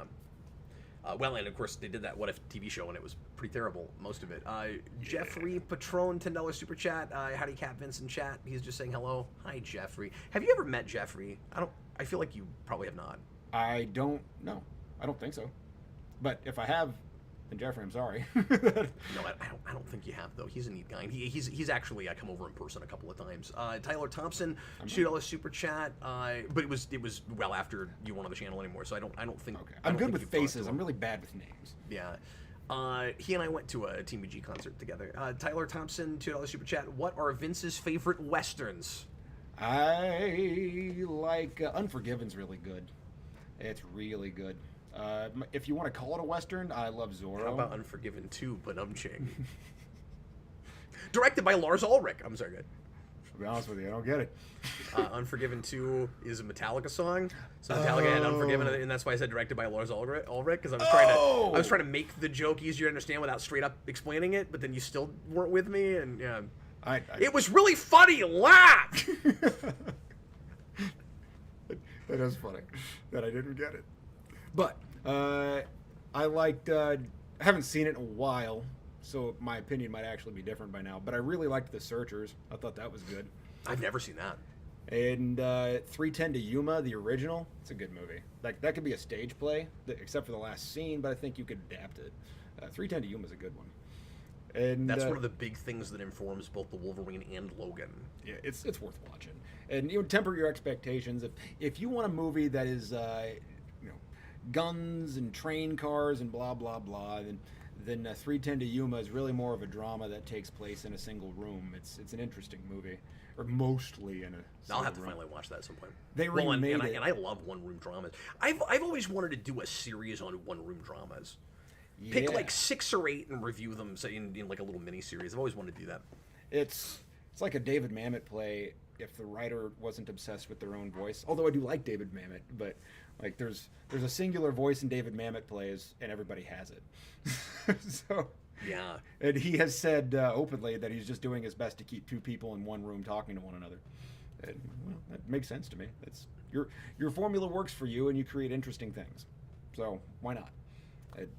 I feel like there's got to be another Western. But it is nice to have a variety of character voices. Indeed. Boy, what other Westerns do I have that I like a lot? I mean, that's a good list. We can move on, but suffice it to say, there are more. Oh, there's a lot of John Ford movies like Fort Apache, She Wore a Yellow Ribbon. There are some good ones out there. The Man Who Shot Liberty Valance is really good. You used to talk about that a lot. It's worthwhile. You saw that in college. Yeah. First, I want to say. I think that's what turned Didn't me on. you see that for a to class? No, I checked it out on my lonesome, or maybe I watched it for a class as a side project. But that was a good one. I just remember you talking about that a lot. And I thought that there was like a college lecture or something that you were constantly quoting from Man Who Shot Liberty Valance. But oh well, there's a premise in the movie that I mean, the movie's been out forever, but it's just such an entertaining movie. I don't want to ruin it for anybody. Oh sure, yeah. So I haven't seen it, so yeah.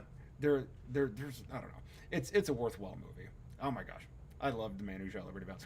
I can't believe that didn't come up first in my brain. Spoiler, Liberty Valance gets shot. Mr. Cool, $2 Canadian, thank you. Current favorite snacks for Cap and Vince. Vince, name a snack that you like. The white cheddar... Is it Smart Pop? Popcorn? Oh. That white cheddar stuff is good. It is tasty. I've been trying to snack less, because that's a thing that was really doing me in, and so it's hard to pick anything right now because a few weeks ago I was just overdoing it on candy. You and I had that conversation the other day. Oh yeah, and beer. So you want to call us? You like to snack on beer? Oh yeah. I meant to offer you a beer before the show, and then right. I ended up bringing orange juice down. We can have a beer after the show if you feel like it. I am almost at my limit for calories. Oh, So okay. You want a sip of beer? I can give you a sip of beer. that would do it. I'm trying to drop about another 8-ish pounds again, but so that's why I've been counting so hard. The holidays took me up about 8 pounds, so I'm trying to get back down because I just stopped watching it for a little while. I'll answer the question real quick, and then I want to tell you about something. My go-to is crackers and hummus. Hey, I eat a lot of hummus. I like the red pepper hummus a lot. Yes, I get a tray that's got 4 different kinds, and then I take a little from each when I have a snack. So it's a nice variety of different flavors. Vince, I am going to do something soon that I've never done before, I think. I was actually on the phone with a lady today about this. I am very seriously, and I'm about to pull the trigger on it, I'm very seriously considering temporarily getting a personal trainer, which is a thing I've never done before. And part of the reason I want to do it is because, and I'm trying not to give away too much about this whole thing, but I'm excited about it, so I keep giving you guys like little tidbits, little morsels. I still haven't written the thing yet, but Jason and I are going to be shooting a movie toward the end of this year, beginning of next year. I've announced it before on the channel. It's Superhero Rewind the movie. I'm hoping to get Vince back for at least a cameo for that. But I haven't written it yet, so I don't know what I want to do with you yet. But probably, yeah, would you? Probably. So we'll talk about it. Probably, I've already told you about this, but I don't know what it is. Something. You did. Probably something with Dooms Vince. Maybe Vince and Dooms Vince. Maybe we'll try to contrive some kind of situation. I don't know if you get both of those guys. Maybe we can contrive a situation to put you both on camera again, because that was one of the coolest things in Spawn here. But anyway, there is a thing in that movie that if we do it the way I'm considering it right now, I kind of want to bulk up for. And I've never tried to do this before. I've never tried to like gain muscle, and I'm gonna hire somebody to come over and help me learn how to do that. So I think it's a good idea. You know, I'm not gonna keep the trainer all the way through like the bulking up process, but I just want somebody to show me how it's done. And like I guess I could have just asked you to help me out because I know you can do some of that, but I thought I'd like maybe hire a professional, and I don't know. Sure. I think. What do you think? Should I have just asked you to do it? Well, I mean, you could. I am not opposed to sharing it with you, or to helping you with this, but I feel because don't be offended when I say this. I didn't even think of it until just now. I was like, wait a minute, Vince kind of does that. Like, I was just thinking I need like a professional trainer, but then I'm like, oh, Vince kind of does that. Like, that is true, and while I could do it, I think you would probably be more comfortable having somebody dedicated to your particular situation. Does that make sense? Like, you mean just because it's somebody that I don't know? Yeah. Like, you think it'd be too awkward? Because one of the things that I have found, especially when I was working out a lot, my wife would ask me for tips, and then she wouldn't take them because she would start getting embarrassed about what I would recommend to her. Sure. And she's, well... You feel like you're performing in front of your friend or your spouse or something. Exactly. And I'm like... And one of the things that I notice that when I give advice to friends, not always, but when I give advice to friends, they ignore it.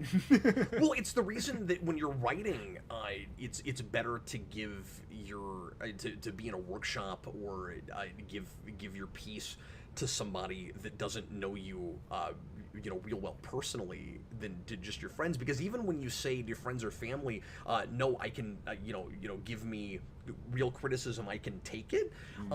They're still likely to pull their punches, and you don't know if you can actually take that criticism. Yeah. You know what I mean? Like, some people, I guess, can. It's case by case, but for the most part, I feel like even if if I went to well, you and I are a different case. I feel like you could like crap all over a thing I wrote, and I'd probably be okay. You know what I mean? But like, That's true. like anybody else, I don't know. If And I have criticized his work before. yeah, that's the thing is you and I have had a working relationship. Like a Brandon or an Adam or something. If I handed like Brandon something and I was like, tell me what you think of this, and I expected him to like it, even if I said, give me your most brutal analysis of this. If he came back and he couldn't come up with one positive thing to say about it, that would probably bother me more than a person I didn't know, even if I want to think that I could handle it and be an adult about it. Yeah. You know what I mean? So both directions, it's not a great idea. And bodies are a thing that people tend to have shame I went down a over. rabbit hole, I apologize. But no, that's an interesting point. No, you're right. Yeah. It's a point that I made that you elaborated on. Your elaboration was interesting. No, you're right. The body shame is a big part of it. My dad, not that he has body shame. I don't know if I want to work out in front of people I know. Yeah, exactly. And that's one of those things is that I feel pretty good with anonymity, and which to a certain extent, I'm glad I'm not famous. Is that why you wear a mask? That's it. Oh, okay. This is not my face.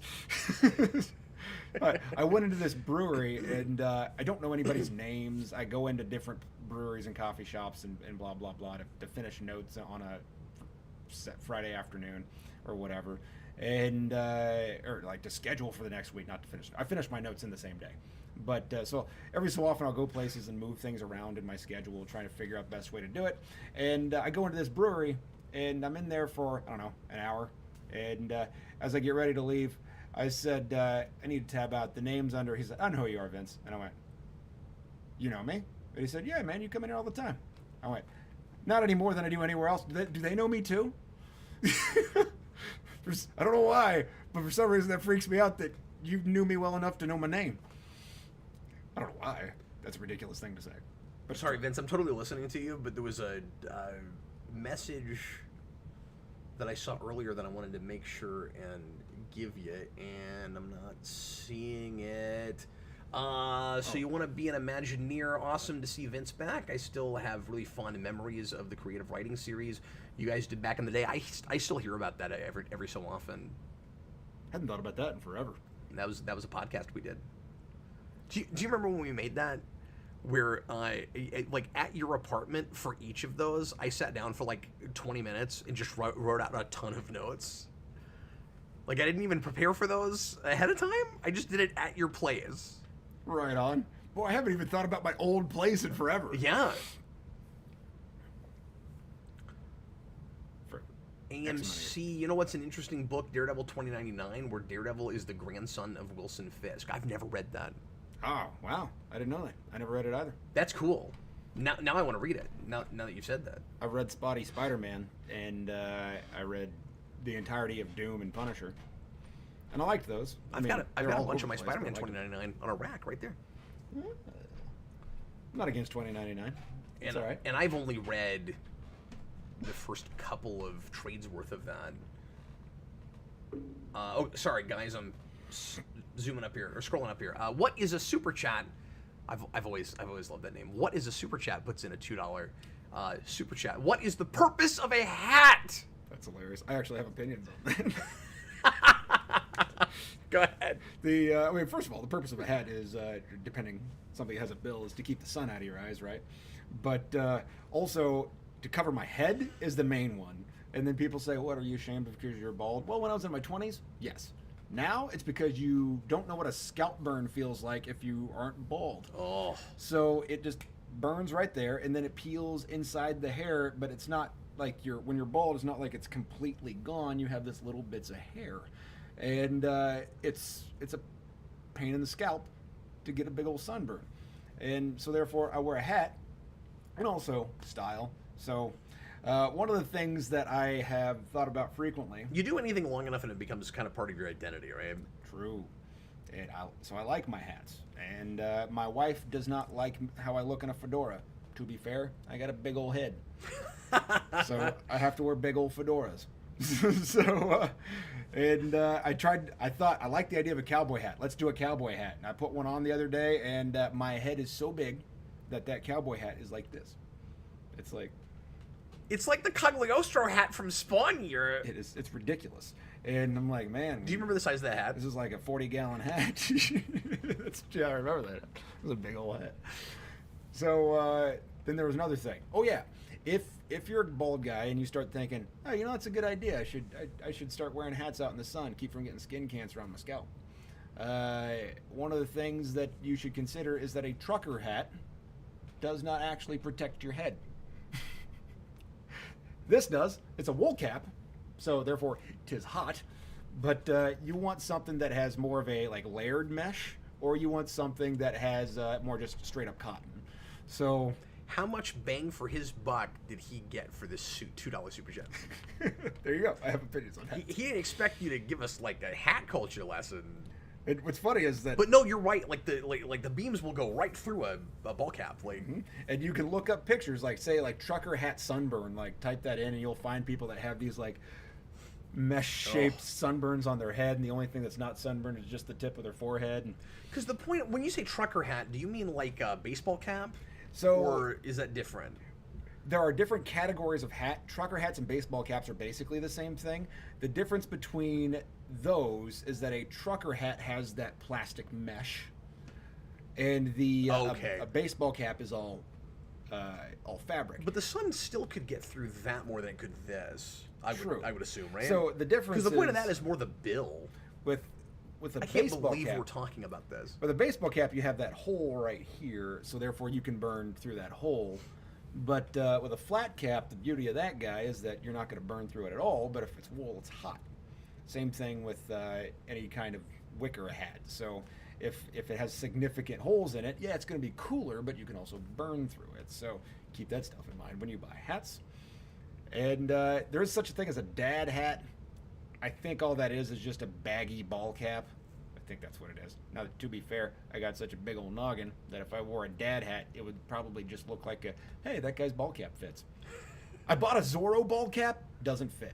Oh, vintage from the Mask of Zorro movie, and it sits like this on my head, and my wife said that kind of fits. Oh wait, yeah, but it doesn't look good. Anyway, there's that.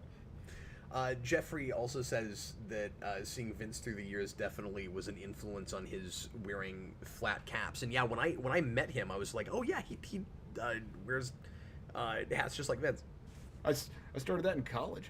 Yeah, so, I think you were already doing that when I met you, or maybe not. Yeah, right about Allen County. I went to Allen County Community College for a couple years, and then I went to KU. But right about then is when I started wearing it. And folks liked it, so I kept doing it. Danaverse, for some reason, wrote the Captain Logan finale show. I don't know why he thinks that I'm ending the program because you're here. Like, at least until July, we're good. We'll see what nonsense YouTube pulls in the summer. But no, we're here right now. So July will be the finale show. Hopefully not. Yeah, hopefully not. Hopefully not. I don't plan for that. But if they try to get me to give them money back, they paid me already. We're not gonna get along anymore. Philip Kelton, 25, and they will not care. They won't miss me at all. 25 Mexican pesos. How do we know he is Vince and not Doom's Vince? Yeah, it is difficult to know.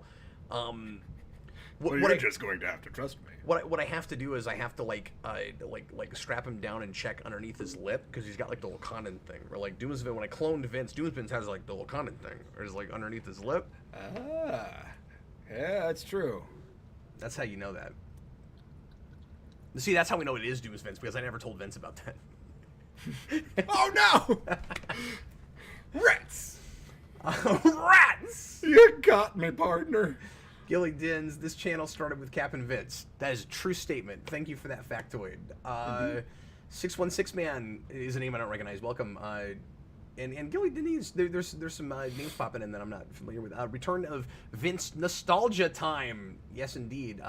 Philip Kelton, are you talking about the live action adaptation of One More Day? Yes, we were talking about the live action adaptation of One More Day.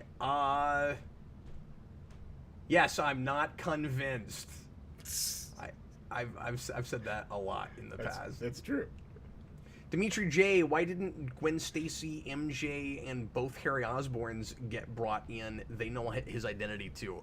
Yeah, I mean, that whole thing was really super contrived. It was, we didn't come up with a clever enough premise that would naturally get us the only people we decided to use and or would come back. Exactly. Mr. Cool, to speak on the... Thanks again for the super chat. To speak on the Marvel-Sony partnership, given how the internet reacted last time it stopped, I don't think it's ever going away. I don't know that public perception and outcry and whatever is going to influence what those companies do behind closed doors as much as they're each getting what they need out of the partnership, wouldn't you say? Yeah. Yeah. I mean... Sometimes you see public outcry, but what's interesting is that public outcry can be easily manufactured. I mean, you start like fostering it from one direction, not easily, but if you have enough money and you can get bots and you can pay people to disseminate opinions, and so I don't know that you're gonna see having a lot of, or I don't know that their business choices will be as heavily influenced by what people think than you think well, it would. Here's the thing. But I don't know. I'm actually going to disagree with you on that for just a little bit and say Twitter is kind of running movies right now. Like that's a big problem. Like we are pandering to this tiny vocal minority a lot on Twitter. We were kind of just talking about that earlier. Right. But the point I'm making is when you've got two companies that are in this unprecedented situation where one is sharing a character with the other one, I don't know that public outcry is going to make that much of a difference in what exactly those two companies can work out in compromise together to make that keep moving forward. You see what I'm saying? What I mean is that will influence a single company's decision in what projects to make and how to make them. But is it going to have any impact on negotiation table? Right. No, I agree with you. That's the point I'm trying to make. Yeah, I'm 100% with you. I mean, I'm 100% with you. Okay, I think we are finished with the super chats so far. I'll go ahead and say last call for super chats if anybody wants to put another one in. We've got 10 minutes left on the show. If we can end on time, which, you know, doesn't happen a lot, but it's plausible. It's theoretically plausible. Dimitri J earlier also mentioned that he said he was the person that suggested we do this show. I put out some feelers a while back on the community tab and said what things would people like to see this year, and a couple people said, including him, Vince should come back periodically, and I can't remember if we had decided to do this before or after I put that post up, but after. But yes, I am glad that we did manage to make that happen, and that we're already fulfilling some things that people were requesting. Not that I'm promising. I said in that post, not that I'm promising anything, but here is one of those things that folks were asking for. Thanks, Dimitri. Ask and you shall receive. In theory.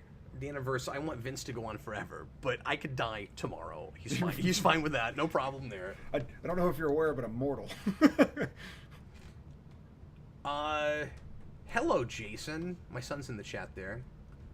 Hey, Jason, ask Vince a question. Because I just want to know what he would ask. I'm just checking to see if there's any other really interesting questions here. Like I said, there was something earlier I wanted to bring up, and I'm not seeing it. This is why I usually have a moderator, Vince. Yeah, I'm trying to think of... It's very helpful. There's another super chat. And it looks like it's from Austin, the Day Ghost. So Austin works with me twice a week on the channel. Ah. He's from Canada. We try not to hold that against him, but we make fun of him about it constantly. And he also makes fun of himself about it. And he is very funny, and I think you'd like him a lot. And he does Request with me on Wednesdays, and we do various shows on Friday. And we're bringing back tomorrow night, a quick plug for this, Video Game Movie Mania, which we started like a year and a half ago, and ended up falling off of it because the interest didn't seem to be there. And then we realized part of that was because we were doing a lot of like proto video game movies that people just didn't care about yet, and they were waiting for us to get to the stuff that's actually based on a video game. And then also when I went back and looked, the numbers for those over time were a lot better than they were in the first few weeks. So we were like, oh, there actually is some interest in this, and we kind of still want to do it. So we're bringing that back twice a month. So anyway, tomorrow night, both Jason and Brandon are going to join Austin and I, because 4 people commentaries always go really well, for a blind commentary on The Wizard, and that should be hilarious. So look forward to California. Anyway, Austin says, hey guys, how's it going? Vince, as a Ghostbusters fan, and we already talked about Afterlife a little bit, but this is a different question. What are your hopes for the Afterlife sequel this year? I'm cautiously hoping it is cool. And I think he and I kind of felt the same way about that movie, although he didn't dislike it as much as I did. Yeah, I mean, I just want it to be something different and good. And not that the thing that just came out wasn't just came out. That not that Afterlife wasn't good in its own way, but it just wasn't different enough. I want something with a new villain. I want something with that has a functioning firehouse. I want it.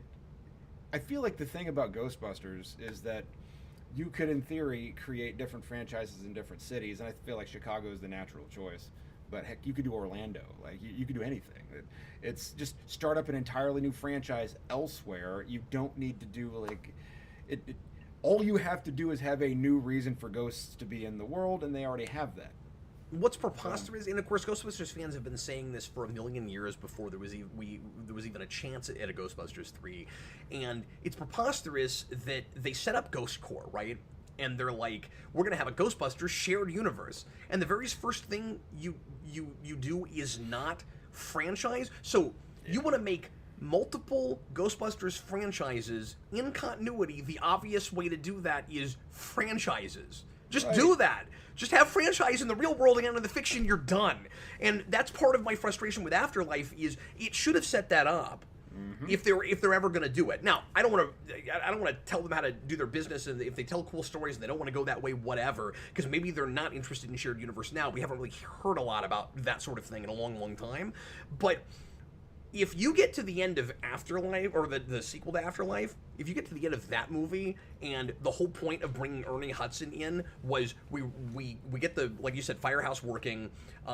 They are working out of the firehouse again, right? Yeah, they were fixing it up at the end of the movie. That's what I thought. Yeah. So if we're doing that, and he's got like a singular Ghostbusters crew, and then that, because this is kind of my prediction, I think there's a real good chance that movie tries to really open up the scale, and you've got a singular crew of Ghostbusters that's dealing with a threat that is like almost insurmountable, and then there would be some kind of big consequences at the end of the movie where there's now a bunch of ghosts everywhere and we have to franchise out. If that's the end of that movie, I'm going to cry foul really hard and go, that's what you do with your setup movie. That's what you do in the first place. And that's why I feel like it's what I want, but it's also kind of what I'm afraid they'll do, because that's what they should have done in the first place. Yeah, which, again... But maybe that's not what they'll do. I don't know. I'm just saying, like, that's... That thing that you said is that Hollywood's like 15 years behind the time, right? Yeah. Like, that makes a lot of sense to me. And they think they've got to hold... And you and I have even talked about this a million times. They think they've got to hold your hand and spend an entire movie just setting up a premise. So their Ghostbusters sort of pseudo-soft reboot, after doing a full-on reboot, is spend the whole movie once again giving you the premise of Ghostbusters. Yep.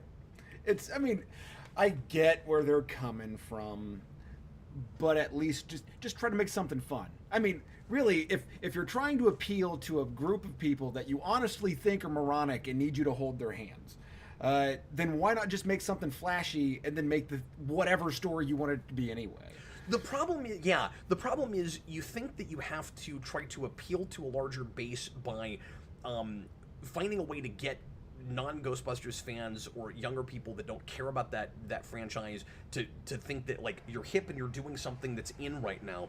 That's not how you do that. What you do is you just make it authentic to what it is. You tell a really cool story, and then it really isn't if you build it, he will come kind of situation when it's done well, or there's just not enough interest in it in the first place, and then you can find that out when you make the best version of that possible, right? Like, you know, you look back at, like, sorry about the plumbing. You look back at like Blade Runner 2049.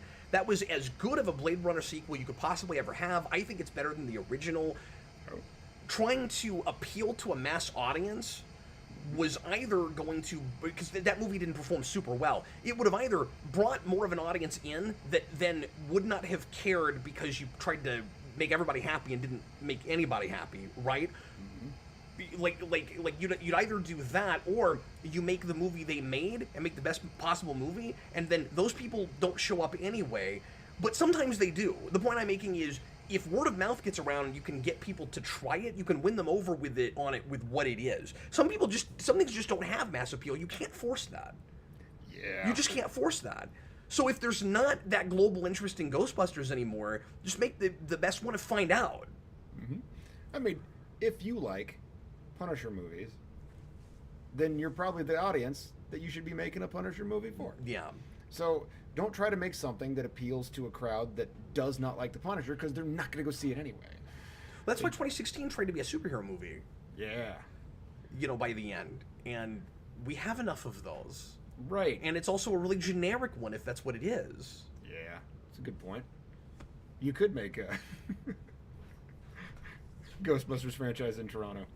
I'd watch a Ghostbusters movie from Canada. Thanks, Austin. That's a super chat. I have to tell everybody that it's a super chat, man. It was on topic.